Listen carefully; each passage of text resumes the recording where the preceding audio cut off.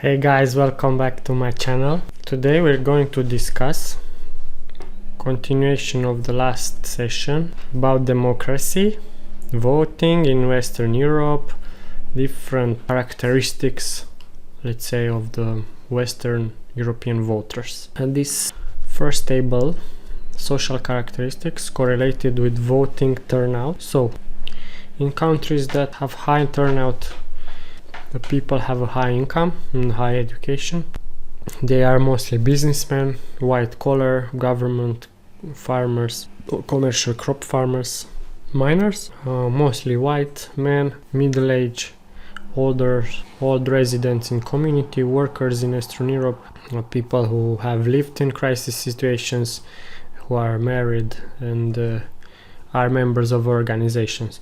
While in countries with lower turnout, the people have lower income, lower education, they are mostly unskilled, servants, service workers, peasants or subsistence farmers, mostly Negro or women, young people under 35 who are newcomers in community, like workers in the United States who've been in normal situations before, are single and isolated individuals. And social factors affecting rates of voting turnout: the relevance of government policies to the individual, access to information, group pressure to vote, and cross pressures. So relevance of government policies to the individual, for example, dependence on government as one employer. Access to information, for example, direct visibility of effects of government policies. Group pressure to vote, like underprivilege and alienation, and cross pressures like conflicting interests. Next, percentage voting in Elmira and in Berlin, and 48 and 50.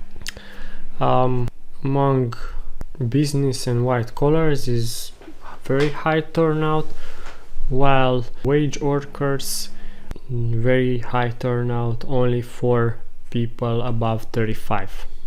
So who have higher income. And in Berlin, again, in the working class Tiergarten is very high turnout, while in middle and upper class Zellendorf is very high only for people above 35. Okay, next is support of political parties in France among different occupational groups. So industrial workers mostly vote with communists in 1956. Agricultural workers also mostly voted with Communist Party. White collar mostly voted with Socialist Party. Civil servants and teachers also mostly with Socialist Party. Merchants mostly with Socialist Party or Independent. Farmers with Independent, and professionals mostly with Socialist Party. This was computed based on a survey in May 56 by Institut National des Studies Demographics. Okay, and the continuation of the previous party. Industrial workers with above average incomes voted mostly with Socialist, while industrial workers with average or poor income voted mostly with the Communist Party. So the Communist Party in France had mostly appeal for lower income people.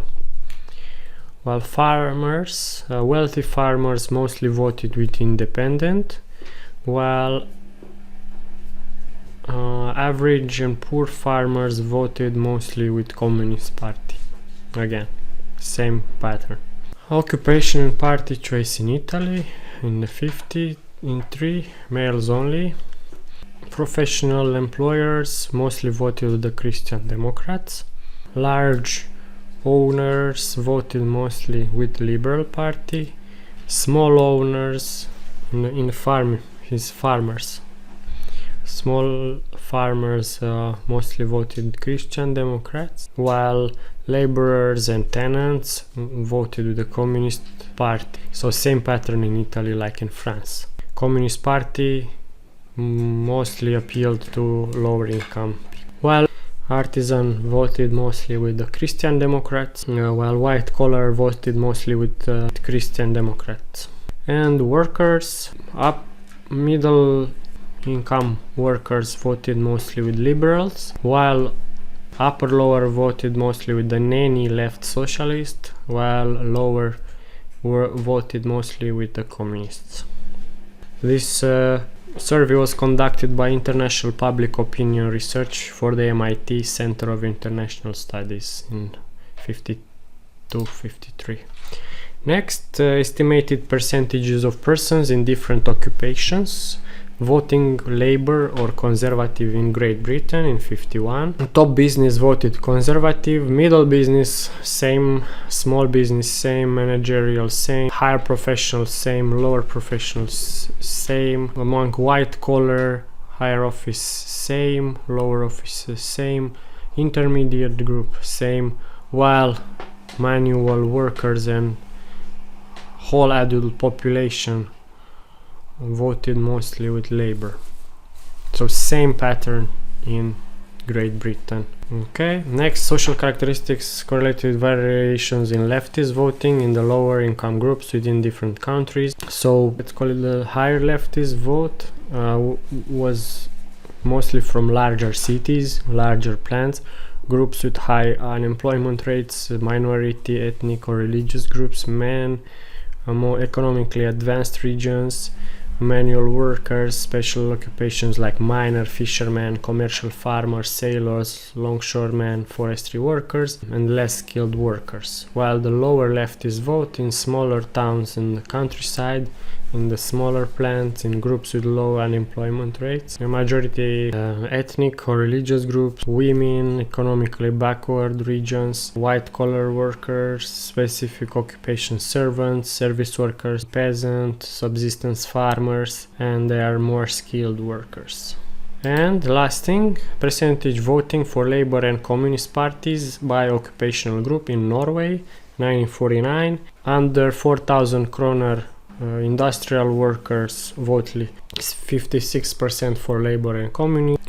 Between 4,000 and 7,000 kroner, 70% voted with Labour and Communist. Between 7,000 and 12,000 kroner, 69% voted with the Labour and Communist Party. So most of the industrial workers voted with the Labour and Communist, while white collar workers not so much. The poorest of the white collar voted with the Labour and Communist parties.